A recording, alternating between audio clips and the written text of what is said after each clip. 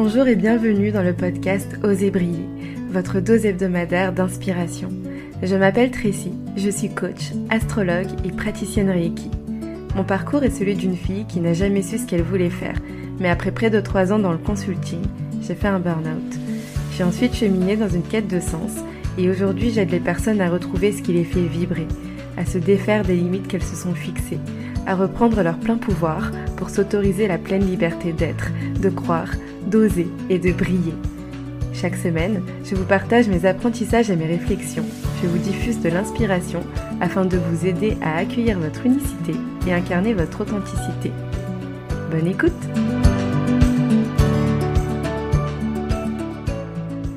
Bonjour et bienvenue dans ce tout nouvel épisode du podcast Osez briller. Aujourd'hui, je voulais vous parler des notions d'énergie féminine et masculine et notamment du féminin sacré et du masculin sacré. Et la raison pour laquelle je voulais vous parler de ça, c'est parce que j'ai beaucoup de réflexions en ce moment sur ce sujet-ci, et notamment sur la façon dont je me perçois et la façon dont les autres me perçoivent, de ce que je dégage, et plus encore. Mais avant ça, peut-être que pour les personnes qui ne savent pas, je peux décrire et vous expliquer, moi en tout cas, ma perception des énergies féminines et masculines. Alors, je vous dis que c'est ma perception, mais je me suis quand même appuyée sur des lectures que j'ai faites qui en parlent, notamment le grand livre du féminin sacré de Joséanne Sarrazin-Cotte et le livre Lune rouge de Miranda Gray. Il y a aussi l'épisode de Sophie, Tu mérites le meilleur, Sophie Fernandez, qui en parle merveilleusement bien et qui m'a d'ailleurs motivée à moi aussi faire cet épisode pour vous en parler, voilà, à ma façon. Mais en tout cas, si ça vous intéresse, sachez qu'elle a aussi fait un épisode dessus.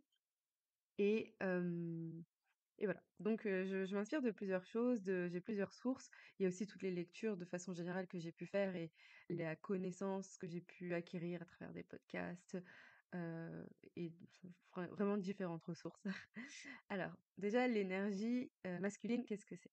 L'énergie masculine, c'est une énergie qui est connectée au soleil, à la vie, à la force, à la vigueur. Et c'est une énergie qui est vitale finalement pour assurer la survie des sociétés, pour nourrir les familles, construire des maisons. Et l'énergie féminine, quant à elle, c'est une énergie qui est beaucoup plus connectée à la lune, et donc aux émotions, à l'intuition, à la créativité. Et c'est donc une énergie de douceur qui a besoin d'espace et de lenteur. Et finalement, on a tous en nous des énergies féminines et masculines, qu'on soit un homme et une femme. Et moi, quand je fais mes cartes du ciel, c'est un sujet d'ailleurs qui revient beaucoup, mais je le décris comme si l'énergie féminine, c'était l'architecte qui visualisait, le visionnaire, qui avait des idées dans la créativité. Ok, on va faire cette maison comme ça, il y aura telle pièce, elle sera aménagée comme ça, etc. Et que l'énergie masculine, c'était le côté, par rapport à cette image, ce serait, celui qui va bâtir la maison concrètement, quoi. OK, où sont les briques? Où est mon ciment? Et let's go. Et finalement, ces 2 énergies sont essentielles l'une à l'autre et importantes et il y en a pas une qui est meilleure que l'autre, c'est vraiment qu'elles viennent se soutenir. Et donc je vous partage ça et je vous fais cet épisode parce que, comme je vous disais aujourd'hui, moi je m'interroge pardon, beaucoup sur cette notion-là, sur comment est-ce qu'on me perçoit et comment moi je me perçois. C'est-à-dire que moi je me perçois avec une énergie masculine assez forte. J'ai l'impression d'être yang, donc très dans l'énergie masculine, à toujours faire, go, go, go, et qui a beaucoup de mal à s'arrêter. Et je remarque que souvent, les personnes que je côtoie, que ce soit des amis ou notamment en coaching, et ben, ce qu'on met beaucoup en lumière chez moi, c'est mon énergie féminine. Ce côté où j'ai cette capacité à faire de la place, à faire de l'espace, à être dans cette douceur et cet accueil et que c'est très réconfortant. Mais bien sûr, derrière, il y a l'énergie masculine qui arrive et qui peut être aussi très impactante. Et donc je m'interroge sur, OK, on me perçoit de cette façon, je me perçois de cette façon, et aussi de façon, pour en revenir au coaching, eh bien moi, qu'est-ce que j'ai envie de faire de ça? Comment est-ce que j'ai envie de l'incarner? Comment est-ce que j'ai envie de l'utiliser? Et pourquoi? Parce que je remarque que en ce moment, je suis très attirée, je suis en train de shifter un peu dans mon positionnement et que ce qui me parle beaucoup, ça va être tout ce qui est en lien avec la puissance, justement. On m'a posé la question, en fait, c'est quoi que tu kiffes dans le coaching? C'est quoi qui t'attire le plus? C'est quoi qui te fait vibrer? et je me suis rendu compte que les coachings, les personnes et les séances les plus puissantes, en fait, c'est toujours en lien avec l'empuissancement. C'est, quand la personne, elle est prête, quand elle a ce shift, ce fameux moment où, au début, peut-être qu'elle était dans le: «J'ai peur, j'ai des croyances, je sais pas, j'ose pas». Et il y a un moment où il y a un shift et c'est: «OK, mais en fait, ça, c'est non, je ne veux plus ça. Moi, je vais de l'avant et j'ai envie de ça et je vais me donner les moyens». Et vraiment, je vois cette personne reprendre son pouvoir et être pleinement dans sa puissance et ça me fait kiffer. Et je m'interroge, en fait, sur comment est-ce que moi, je peux accompagner ça dans le sens où, en fait, ce qui me botte, c'est d'aider les femmes, justement, à reprendre leur pouvoir et j'en parle dans l'épisode sur l'empuissancement, à le reprendre, à l'incarner, mais pour que, enfin, tout en étant, le moteur de quelque chose qui soit tout aussi doux et subtil, comme si finalement cette énergie féminine serait, contenue, dans cette énergie masculine et que donc en étant, contenue comme ça lui permettait de se développer, de la façon la plus saine. Parce que c'est vrai qu'une énergie féminine qui sans masculin, ça part un peu dans tous les sens et voilà, il y a plein d'idées, de créativité. «Ouh là là, je suis ouverte» et cetera. OK, mais quand est-ce qu'on concrétise les choses? Quand est-ce qu'on passe à l'action? Comment est-ce que concrètement on met en place pas à pas et on y va, quoi? Et voilà, donc ça m'intéresse beaucoup. Mais avant ça, moi-même, j'ai besoin de comprendre ses tenants, ses aboutissants, ses enjeux. Comment est-ce que moi je me positionne? Qu'est-ce qui est présent chez moi que je me rends pas forcément compte? Je vous disais, je me rends compte que je suis très dans mon yang, et cetera.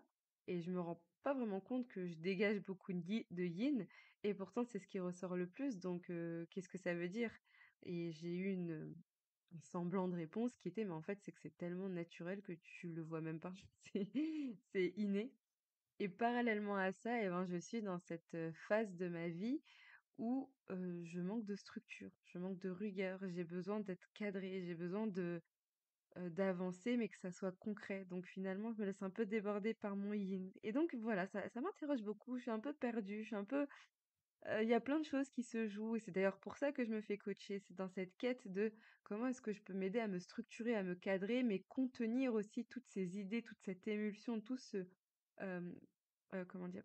Toute la partie aussi où je m'autorise, par exemple, quand je vous parle de voyage et cetera, c'est que je m'autorise à lâcher prise et à être complètement dans mon féminin, mais comment est-ce que je le contiens pour que ça me serve pour mon entreprise, que ça soit productif et que je puisse aller aussi loin que mes objectifs qui sont grands.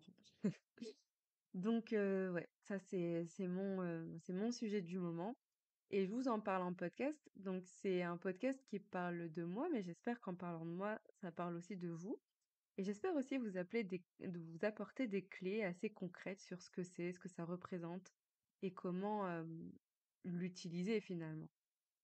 Et dans un premier temps, ce que j'aimerais faire, c'est vous parler, de l'énergie féminine, oui, mais du féminin sacré. Et pour ça, je vais faire une petite rétrospective dans l'histoire, dans ce que j'ai pu lire, comprendre, les documentaires que j'ai vus et dans les différentes vidéos, en fait, dans toute l'instruction que je fais sur pas forcément ce sujet d'ailleurs, mais en tout cas sur ce que j'en perçois. C'est que aujourd'hui, on est beaucoup dans une société, énergie masculine plutôt toxique.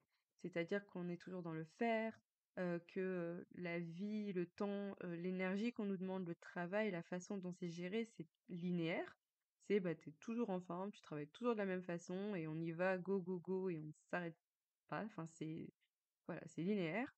Alors que nous sommes des êtres cycliques, notamment nous les femmes, où nous sommes, cyclique et avant, donc comme je vous disais par rapport à tout ce que j'ai pu voir, j'ai l'impression qu'avant, dans l'histoire, c'était beaucoup plus respecté finalement cette cyclicité, parce qu'on était beaucoup plus en lien avec la nature et d'ailleurs j'en parle avec mon épisode avec Aurore, le cycle des saisons et comment est-ce que par exemple là, l'automne nous amène à revenir dans notre monde intérieur. Et que ce n'est pas, naturel de continuer à être, sur le même rythme, par exemple, qu'en été. Parce que là, on le voit bien à l'extérieur de nous, la nature et tout ce qui nous entoure a tendance à se renfermer, à revenir à l'intérieur, à lâcher ce qui était pour se voilà, c'est un petit moment, enfin, un petit moment. Je le visualise en tout cas comme, quelque chose d'assez cocooning où à l'intérieur de soi, avec son plaid et on va plus s'introspecter et cetera et malgré ça, on nous demande de bah, non, on continue à travailler, tout pareil, il y a rien qui a changé. OK, on a moins de temps de luminosité, mais le travail doit être fait et cetera et donc avant, on était beaucoup plus connectés à ça, au cycle des saisons, mais aussi au cycle de la lune et les périodes de travail étaient toujours suivies par des phases de repos profond.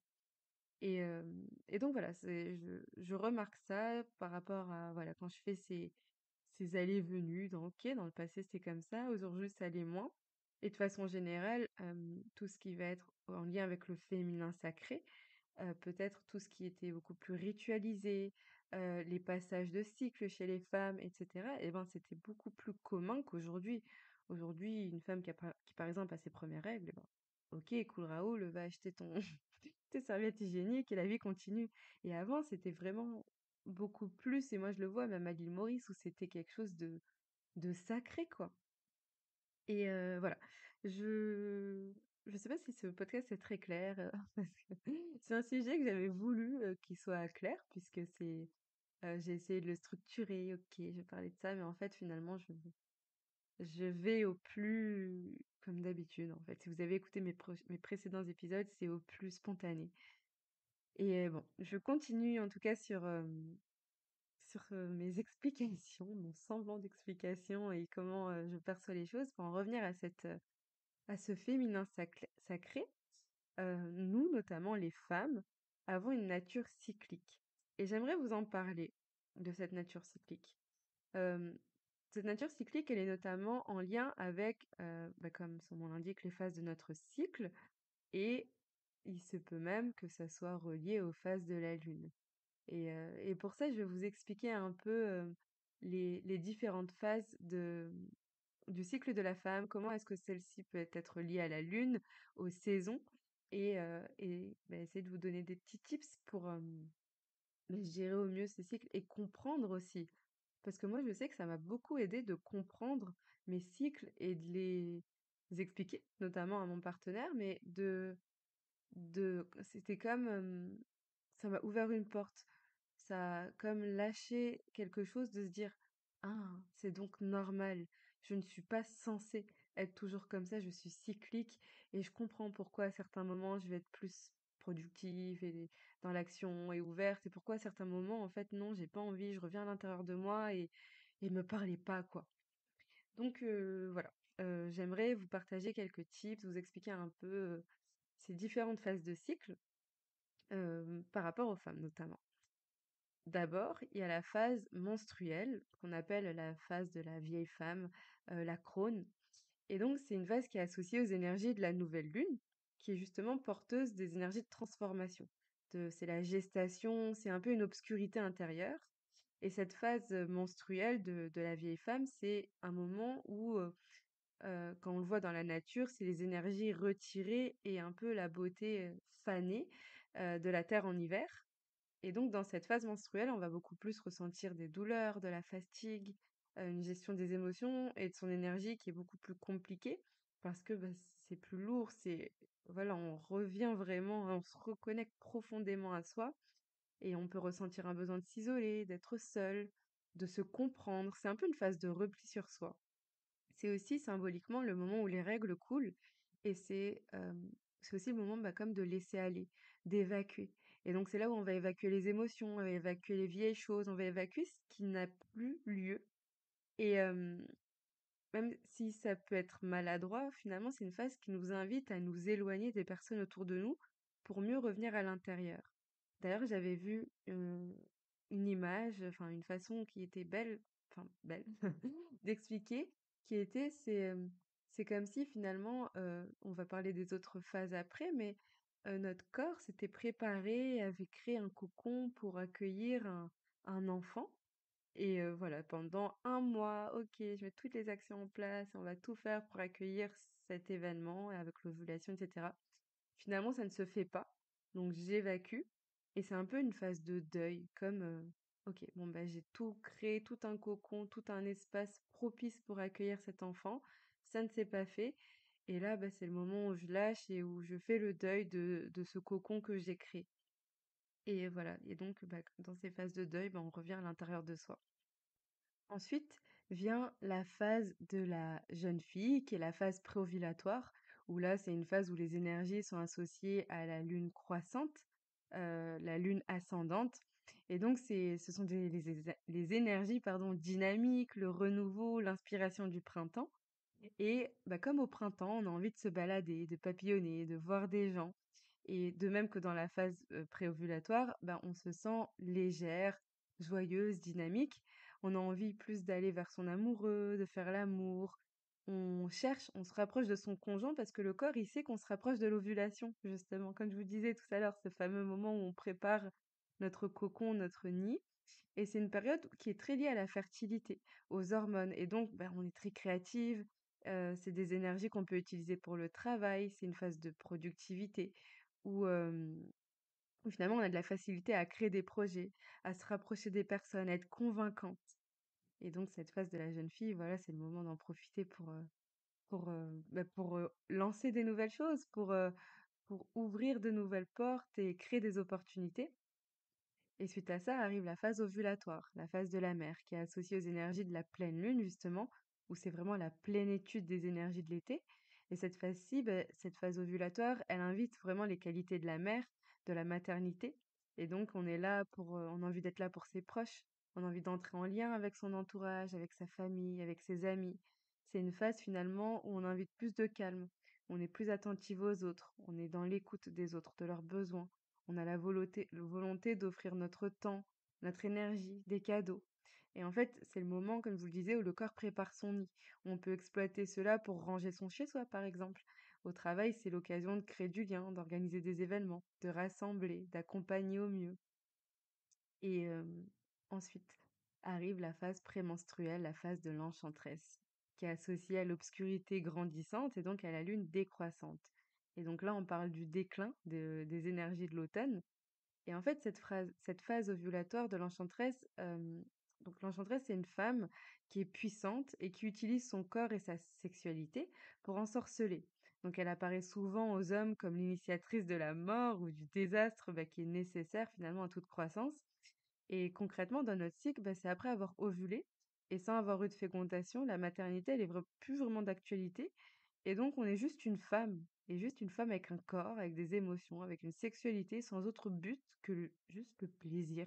En fait, on n'est plus là pour procréer. On se dit, bon, bah ok, il y aura pas de bébé, ben je vais juste kiffer, quoi. Donc, vu que ce projet bébé, il n'a pas abouti dans le corps, à cette phase, elle invite aussi à une remise en question qui peut amener à des questions de légitimité, etc. Et donc voilà, c'est déjà intéressant d'observer ces cycles et de les utiliser. Donc là, je vous ai déjà partagé quelques conseils en fonction de chacune des phases, comment est-ce que je peux les utiliser au mieux. Et il y a un autre tips d'ailleurs que je peux vous partager qui est attention. euh, Par exemple, moi je sais que ça m'est déjà arrivé quand on est dans la phase de la mer, où on a envie de rencontrer du monde, de planifier des événements, etc. Eh ben, souvent, ben, avec nos emplois du temps, ça ne se fait pas forcément tout de suite, ces rencontres, et cetera. Et ça se fait sous, je sais pas, allez, on se voit la semaine prochaine ou dans 2 semaines. Mais sauf que la semaine prochaine ou dans 2 semaines, on n'est plus dans la phase de la merde, j'ai envie de rencontrer du monde. On est dans la phase de l'enchanteresse ou dans la phase de la crone. Et là, on veut plus voir personne, justement. C'est le moment où on se replie vers soi et souvent, ça m'a fait ça, où je prévois des événements à ces moments-là parce que je suis dans cette énergie. Et en fait, au moment où ça arrive, je me dis, oh non, là, j'ai envie de voir personne. Là, j'ai mes règles, ou là, j'ai juste pas envie et je suis aigrie, etc. Et je culpabilisais en me disant: «Mais c'est moi qui ai, initié cet événement et aujourd'hui, bah, je suis pas contente». Et en fait, voilà, le fait de se rapprocher de ces cycles, de comprendre aussi, eh ben, ça permet aussi de comprendre que: «Ah, OK, ce ne culpabilise pas, ce n'est juste pas la bonne phase» et parfois, bah, ça peut être plus pertinent peut-être de se forcer, si c'est vraiment le cas dans sa phase, par exemple, de l'enchanteresse ou de la crone, de planifier l'événement maintenant, qui ne sera pas pour tout de suite, mais qui, dans la phase de la mère, donc s'il arrive 2 semaines après, bah, là, c'est propice et c'est parfait. Donc voilà, il y a des petits tips comme ça qu'on peut prendre, tout comme le fait de laisser infuser l'inspiration, de la phase de la vieille femme. Justement, laisser noter et cetera, se lâcher la grappe aussi sur le: «Bah, là, je suis pas productive, mais OK, je reviens à l'intérieur de moi et il se passe plein de choses et je remue plein de choses, OK». Donc je prends note et par contre, bah, quelque temps plus tard, quand on est dans la phase de la jeune fille, quand on est peut-être dans la phase de la mère: «Ah! OK, bah, en fait, là, comme si je suis allée faire un reset intérieur, j'ai compris et aujourd'hui cette idée, bah, voici comment je vais l'exploiter et là je le mets en place. Avant, j'avais pas l'énergie pour le faire, j'avais juste, c'est arrivé à moi, voilà, parce que j'étais plus connectée à mon monde intérieur.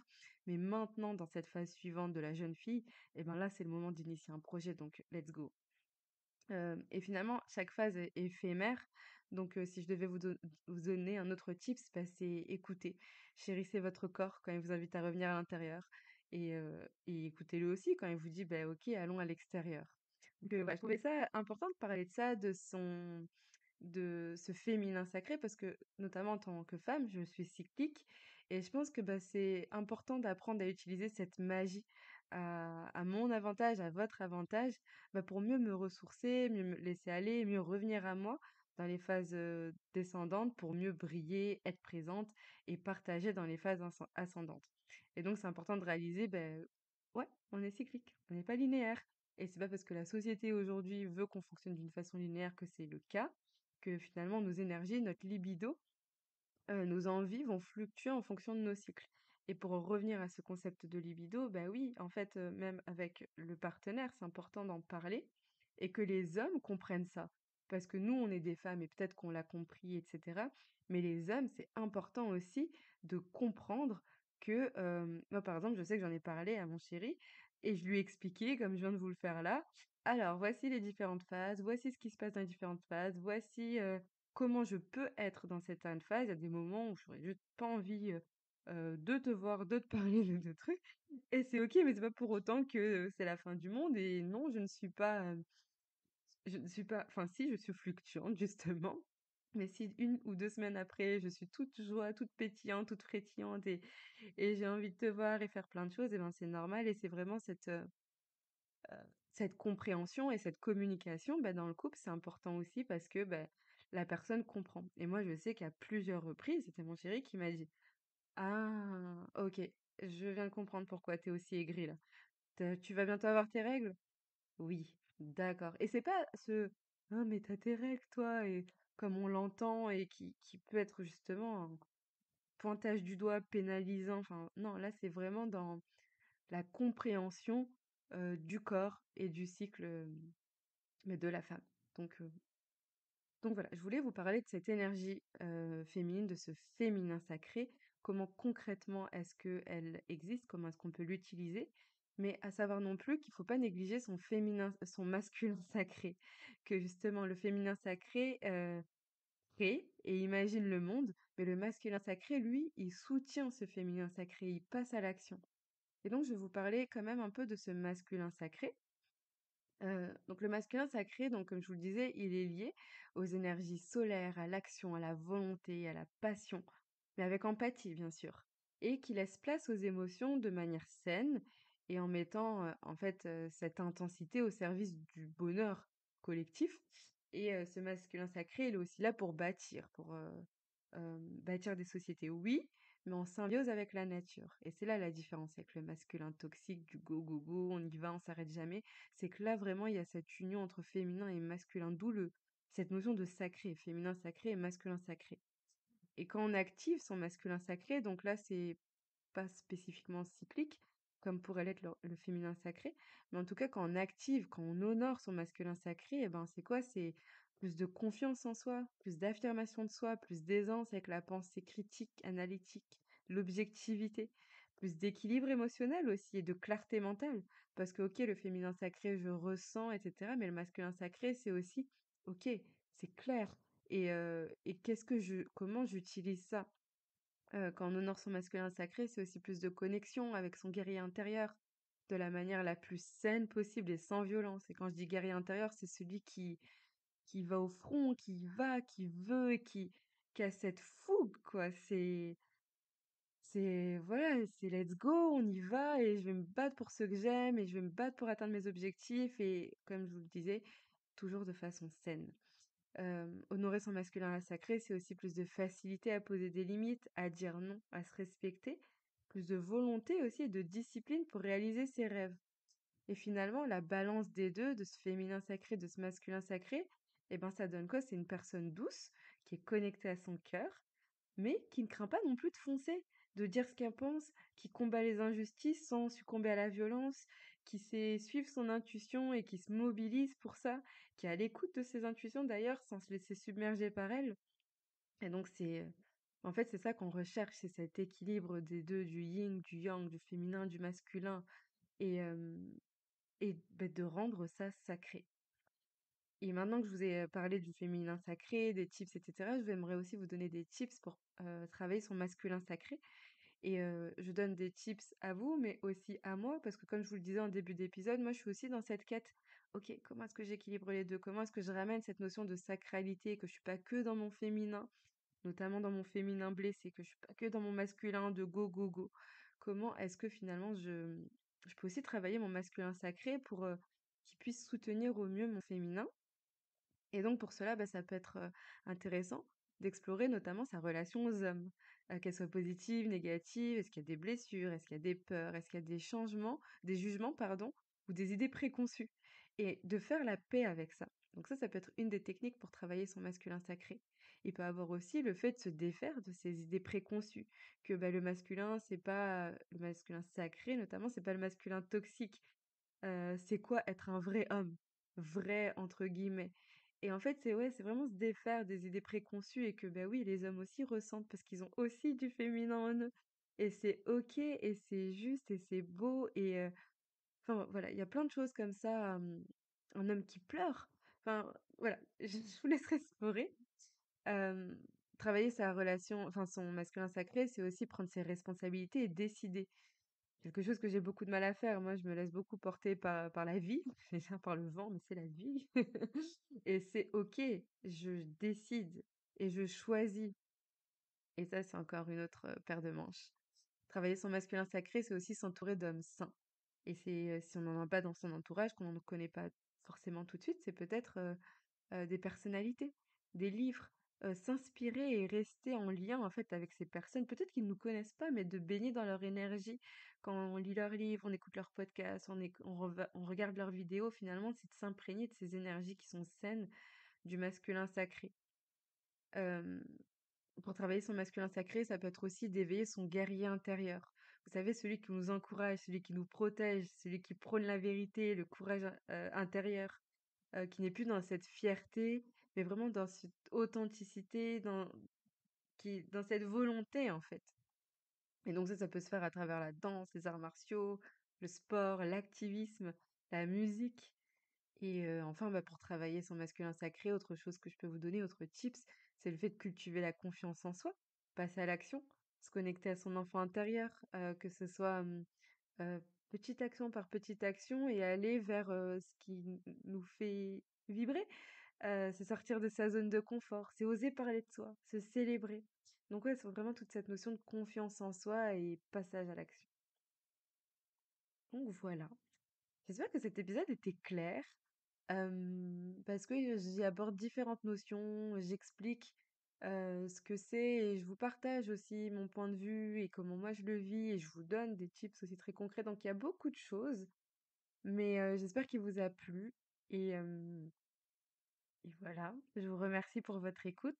J'aimerais aussi vous remercier de prendre le temps de noter cet épisode, de mettre des notes parce que j'ai vu qu'il était noté sur Spotify, sur Apple Podcast et merci parce que moi ça m'aide et ça aide le podcast à se faire connaître. J'ai vu aussi des personnes qui ont commenté pour me dire ou qui m'envoient des messages privés pour me dire c'est génial et merci pour ça. Merci vraiment. Donc je vous remercie, je vous invite à continuer à le faire si vous ne l'avez pas fait et je vous dis à très bientôt pour un nouvel épisode.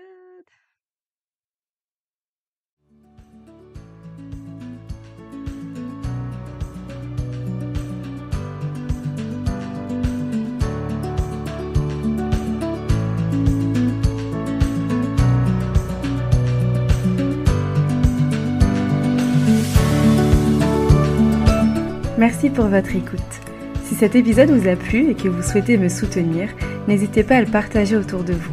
Je vous invite à le noter avec la note de votre choix sur votre plateforme d'écoute préférée et à vous abonner au podcast pour être informé des prochains épisodes. À bientôt!